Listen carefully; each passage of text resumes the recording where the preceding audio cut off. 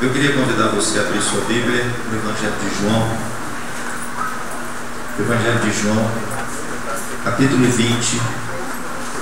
Eu quero ler com os amados irmãos do versículo 1 ao versículo 23. Domingo passado, o pastor Luciano falou aqui sobre o domingo de Ramos. Quem estava aqui? Quem estava aqui? Domingo de Ramos.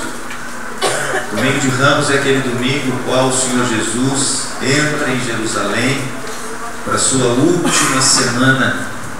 E ele então é aclamado com palmas, com palmeiras, e eles gritam: Hosana, bendito que vem em nome de Davi. Jesus entra em Jerusalém não para ser celebrado, mas para ser crucificado. E essa semana é chamada pela tradição cristã de Semana Santa. E a Semana Santa por causa de Jesus, por causa da sua paixão, por causa daquilo que ele enfrentou na sua última semana de vida. E principalmente hoje é celebrado o dia da vitória, a ressurreição do Filho de Deus. Hoje é chamado de Páscoa.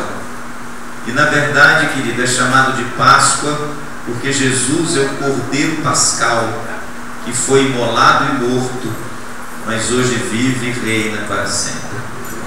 Eu quero hoje ler com vocês esse texto porque, dentre todos os 4 textos da ressurreição, esse é que me parece que contém detalhes mais misteriosos e interessantes, para que eu e você possamos hoje meditar um pouco nele. Segue aí comigo, por favor, a leitura. Se tiver alguém sem Bíblia, você ofereça a pessoa também para ler com você, porque é importante a gente trazer a Bíblia para o culto. Eu às vezes vejo as pessoas chegarem na igreja sem Bíblia. Isso me deixa triste, irmãos, porque se nem na igreja trazem a Bíblia, quanto mais em casa leem-na. Então, querido, segue com um crente aí que tem uma Bíblia. Se porventura você esqueceu a sua Bíblia em casa, e alguém aí empreste para a gente ler esse texto e você seguir com o pastor. No primeiro dia da semana, Maria Madalena foi ao sepulcro de madrugada, sendo ainda escuro, e viu que a pedra estava revolvida. Então correu e foi ter com Simão Pedro e com o outro discípulo, a quem Jesus amava, e disse-lhes: Tiraram do sepulcro o Senhor, e não sabemos onde o puseram. Saiu, pois, Pedro e o outro discípulo, e foram ao sepulcro. Ambos corriam juntos, mas o outro discípulo correu mais depressa do que Pedro, e chegou primeiro ao sepulcro, e abaixando-se viu os lençóis de linho, todavia não entrou. Então Simão Pedro, seguindo, chegou e entrou no sepulcro. Ele também viu os lençóis, e o lenço que estivera sobre a cabeça de Jesus, e que não estava com os lençóis, mas deixado num lugar à parte. Então entrou também o outro discípulo, que chegara primeiro ao sepulcro, e viu e creu, pois ainda não tinham compreendido a Escritura, que era necessário ressuscitar ele dentre os mortos. E voltaram os discípulos outra vez para casa. Maria, entretanto, permanecia junto à entrada do túmulo chorando, e enquanto chorava, abaixou-se e olhou para dentro do túmulo, e viu 2 anjos, vestidos de branco, sentados onde o corpo de Jesus fora posto, um à cabeceira e o outro aos pés. Então eles lhe perguntaram: Mulher, por que choras?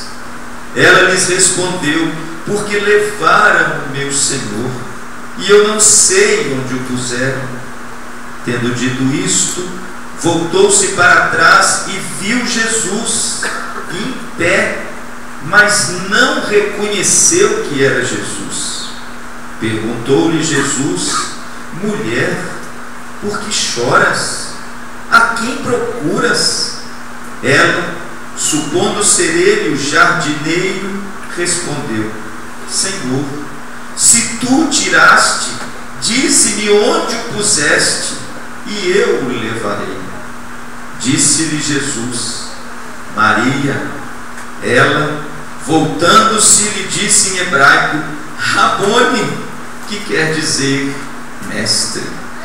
Recomendou-lhe Jesus: não me detenhas, porque ainda não subi para meu Pai, mas vai ter com os meus irmãos e dize-lhes: subo para meu Pai e vosso Pai, para meu Deus e vosso Deus. Então saiu Maria Madalena, anunciando aos discípulos: vi o Senhor, e contava que ele lhe dissera estas coisas. Ao cair da tarde daquele dia, o primeiro da semana, trancadas as portas da casa onde estavam os discípulos, com medo dos judeus, veio Jesus, pôs-se no meio e disse-lhes: paz seja convosco. E dizendo isso, lhes mostrou as mãos e o lado. Alegraram-se, portanto, os discípulos ao verem o Senhor. Disse-lhes, pois, Jesus outra vez: paz seja convosco. Assim como o Pai me enviou, eu também vos envio. E havendo dito isto, soprou sobre eles e disse-lhes: recebei o Espírito Santo. Se de alguns perdoardes os pecados, são-lhes perdoados. Se lhes retiverdes, são retidos. Pai querido, ajuda-me nessa noite, Senhor, a compreender algo que aos nossos olhos é incompreensível. Ajuda-nos, ó Deus, nessa noite, pela intermediação do Teu Espírito Santo, a crer e a viver essa realidade tão sublime em cada coração que entrou aqui nessa noite. É a minha oração, Senhor, em nome de Jesus. Amém e amém. Irmãos, hoje pela manhã eu disse, falando sobre a ressurreição, que o apóstolo Paulo fez uma declaração maravilhosa. Em 1 Coríntios, capítulo de número 15, está muito frio, hein? Não? Em 1 Coríntios, capítulo 15, o apóstolo Paulo diz o seguinte: se Cristo não ressuscitou, é vã a nossa pregação, é vã a nossa fé. Isso significa, querido, que a ressurreição de Jesus é o ponto central, é o fundamento, é a pedra de toque, é aquele fundamento pelo qual a igreja de Jesus está em pé ou cai. Paulo disse que se Cristo não ressuscitou, nós somos os mais infelizes dos homens. Paulo fala, querido, da importância da ressurreição de Jesus. Ele fala que a ressurreição de Jesus, irmãos, é o fundamento e o ponto mais importante da pregação e da fé. Se Cristo não ressuscitou, irmãos, então nós ainda estamos perdidos nos nossos pecados. Mas se Cristo ressuscitou, querido, o mundo tem jeito e o homem também tem. Porque é somente com a ressurreição de Cristo que novas coisas, nova ordem foram criadas e restauradas. Portanto, meu amado, a tradição católica antes da reforma celebra hoje, exatamente hoje, o dia da ressurreição do Senhor Jesus. Que acontecimento intrigante foi esse? Que fato misterioso, envolto de tantas palavras misteriosas, foi esse? Os lençóis, o Jesus irreconhecível, aquele que entra numa sala fechada, mas ao mesmo tempo come e a comida não cai lá no chão. Que fato, irmãos, misterioso é esse da ressurreição? Que acontecimento, irmãos, espetacular foi esse, que dividiu e mudou o rumo da história? Quais são as implicações? Quais são as suas consequências? Nessa noite, eu escolhi o texto de João, porque esse texto contém algumas respostas, principalmente, irmãos, com respeito à natureza deste acontecimento. E eu queria discorrer de forma breve com vocês. Em primeiro lugar, queridos, a ressurreição de Cristo foi um acontecimento histórico. Dá uma olhada no versículo 1 aí do capítulo 20 e no versículo 19. No primeiro dia da semana. Veja bem que no versículo 19 ele diz assim: ao cair da tarde daquele dia, o primeiro da semana.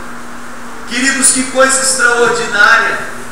A ressurreição de Cristo, ela não aconteceu numa caverna, fruto de um êxtase místico, de um sujeito que teve uma visão de um anjo e escreveu isso numa caverna à semelhança do Islã. Não, irmãos, a ressurreição de Cristo aconteceu num dia determinado, numa hora determinada, numa cidade determinada, numa festa determinada. Foi testemunhada por homens determinados dentro do seu texto e do seu contexto. A ressurreição de Jesus, querido, ela aconteceu dentro da história, mas ela rompe e ultrapassa a história.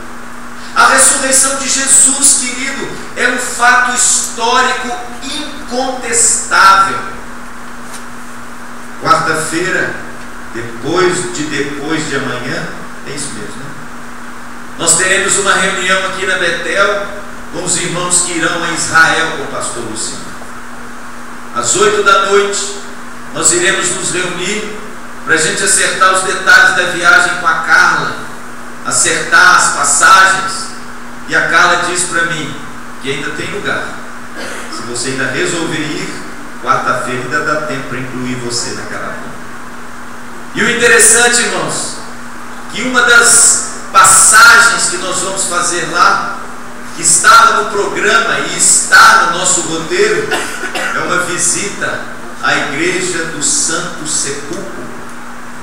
É a igreja que a tradição cristã diz que foi construída em cima de um túmulo, que eles entendem que foi o túmulo depositado o corpo de Cristo.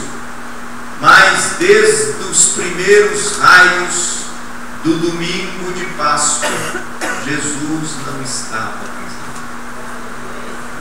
E o interessante, queridos, que a ressurreição de Cristo é um fato tão histórico, que quando eu pego uma folha de papel e pego a minha caneta Bic no meu gabinete e vou escrever uma carta, coisa de gente antiga, eu coloco no rodapé lá em cima: Belo Horizonte, 8 de abril de 2012. Irmãos, não tem jeito, queira você, queira não, creia você, creia não, a ressurreição de Cristo não apenas foi história, mas ela dividiu a história. Antes de Cristo e depois de Cristo. Antes de Cristo, os anos diminuíam. As grandes pirâmides do Egito foram construídas há 3.500 anos antes de Cristo. E os anos vieram diminuindo até chegar no ano 0. Que divisor de águas foi esse? Jesus crucificado? Não, Jesus ressuscitado. Glória a Deus, irmãos. que a nossa fé não é fruto de um devaneio maluco, de uma mente viajante, de um desvario de drogas. Não, irmãos, a nossa fé está fundamentada num dia, numa cidade, numa hora, numa festa em que aconteceu o maior de todos os milagres: Jesus ressuscitou. Mas em segundo lugar, queridos, esse texto também diz que a ressurreição de Cristo foi um acontecimento singular. Veja o que aconteceu a partir do verso 2. Segue comigo. Então, correu e foi ter com Simão Pedro e com outro discípulo a quem Jesus amava e disse-lhes: tiraram do sepulcro o Senhor e não sabemos onde o puseram. Saiu, pois, Pedro e o outro discípulo, que aqui é João, e foram ao sepulcro. Ambos corriam juntos, mas o outro discípulo correu mais depressa. Por quê? Porque João era jovem. E os jovens têm a tendência de correr mais rápido. Alguns. E tem uns que já estão para lá de Bagdá. A Bíblia diz que João chegou, olha aí, verso 4. Correu mais depressa do que Pedro. E chegou primeiro, verso 5. E abaixando-se, viu os lençóis de linho. Todavia, o que ele fez? Não entrou. Então Simão Pedro, seguindo, bufando, chegou, bufando é por minha conta, e entrou no sepulcro. Ele também viu os lençóis, presta atenção agora, e o lenço que estivera sobre a cabeça de Jesus, e que não estava com os lençóis, mas deixado num lugar à parte. Então entrou também João, que chegara primeiro ao sepulcro, e viu e creu. Irmãos, a ressurreição de Cristo é um acontecimento único, singular, basicamente por duas razões. Primeiro, a ressurreição de Cristo foi singular porque o seu caráter foi totalmente novo. A ressurreição de Cristo não foi um cadáver reanimado. O cadáver reanimado, sabe o que é? O sujeito morre, a pessoa faz uma oração de fé e ele então ressuscita. Porque senão hoje na atual medicina a pessoa morre, os médicos correm para lá e para cá, dão uma injeção de adrenalina, pegam aquelas coisas de darem aquele choque no coração e de repente reavivam o cadáver. Irmãos, a ressurreição de Cristo é singular porque o seu caráter foi totalmente diferente. Cristo não ressuscitou como o filho da viúva de Naim. Cristo não ressuscitou como a filha de Jairo, lá em Marcos.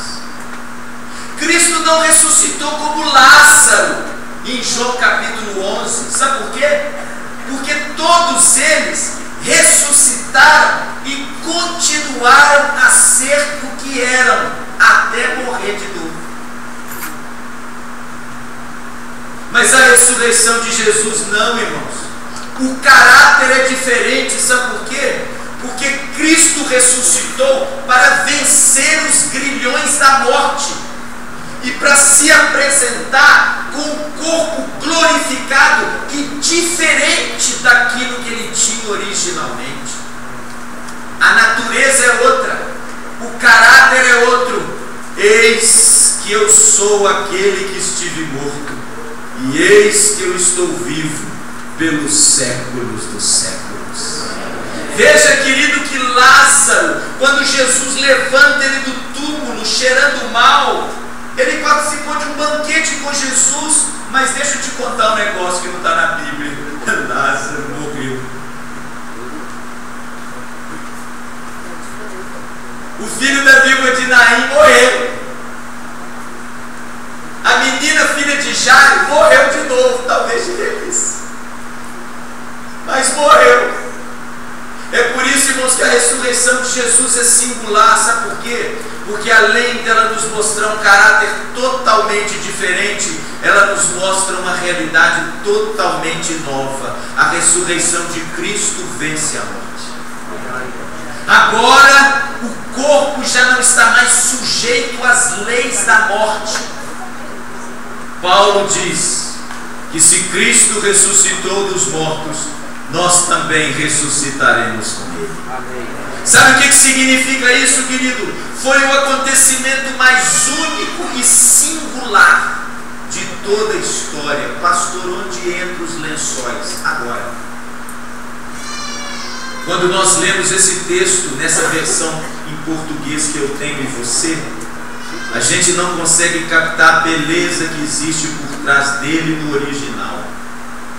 A Bíblia diz que quando os discípulos chegaram no túmulo, Pedro e João, Pedro, por ser mais voluntarioso, Pedro é sempre aquele que estava na frente.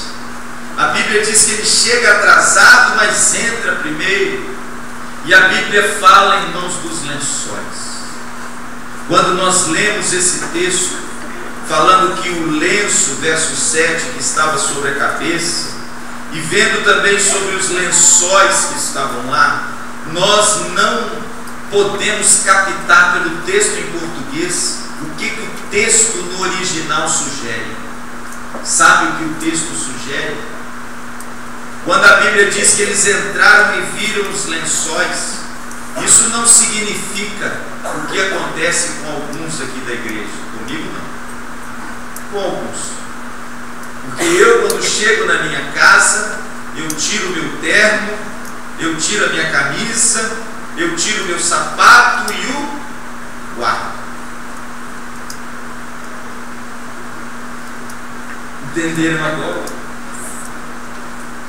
Eu embolo a minha camisa, jogo lá no cesto para lavar. E eu pego o meu terno, penduro e chego lá e ponho ele no guarda-roupa. Ao contrário de alguns que tiram a roupa aí.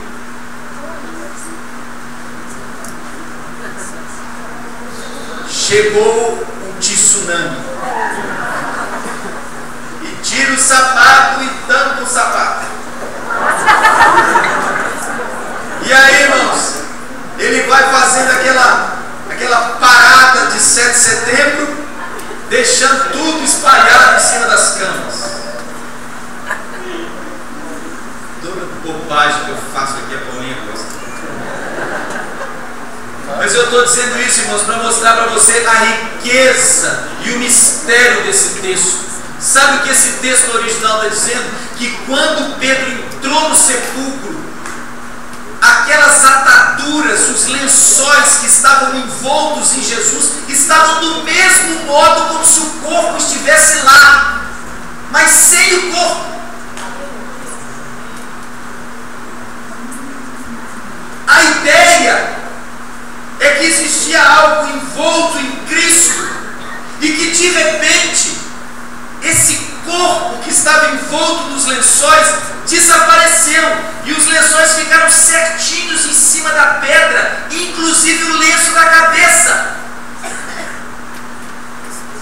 É por isso que a Bíblia diz, irmãos, que João entrou, viu e acontece o que? E creu. Sabe por quê, irmãos? Porque se a ressurreição de Cristo fosse uma reanimação dos mortos, seria fácil. Ele se levantaria, tiraria as ataduras como foi com Lázaro, lembra das ataduras de Lázaro? E jogaria amontoado no chão essas ataduras, como alguns da igreja amontoam as roupas quando tiram. Mas não foi assim. Foi um mistério, irmãos. Parece que o corpo sumiu. E de repente aquilo que estava envolto ficou da mesma forma, como se o corpo estiver ali. Sabe o que significa isso, irmãos? A ressurreição